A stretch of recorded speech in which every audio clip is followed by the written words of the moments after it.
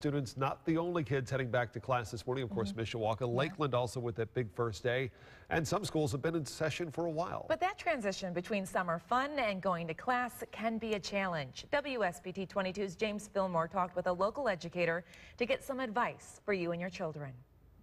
Some kids can't wait to go back to school, but others aren't so eager. So there are steps you can take through the summer or even just a couple weeks before the bell rings again to help your student make the adjustment. Raymond Edsall has 3 kids. He says it takes some work getting his children motivated to go to school at the end of the summer. I think sports help them get up to speed. The director of professional development and student learning at Penn Harris Madison says reestablishing a routine is key. For starters, work on getting them to bed a little earlier each night before school begins. As well as eating breakfast, lunch, dinner, getting some meals, starting to get those back at the normal times. Plus, get your kids used to being on a schedule. Set a time for an activity and tell them when they need to be ready. Playing educational computer games is okay in moderation. Card games help with math skills, and reading is also a good way to keep kids thinking. Reading before bedtime, having conversation with students about what they're reading, main characters, what they're seeing in the storyline. Heather Short encourages parents to talk to their kids about their goals for the next year. Also, make sure they stay active during the summer instead of turning into a couch potato. Being physically active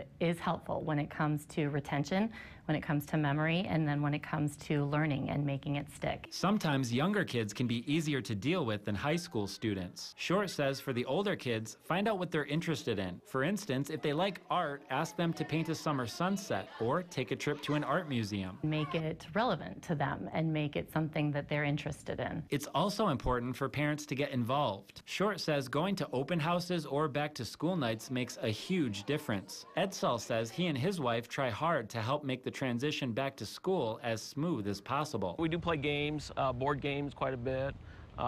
We've been trying to have our younger son read more during the summer. Something you can do this year ahead of next summer, keep a variety of your child's assignments. Over the summer, take them out and have your child look at them again to help them remember what they learned last year.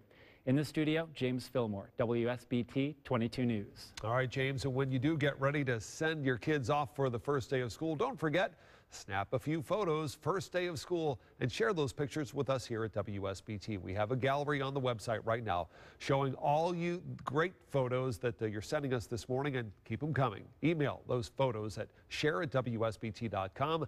And listen to this, in just a few minutes, we have some back to school photos from somebody on our staff. You get the chance to see it.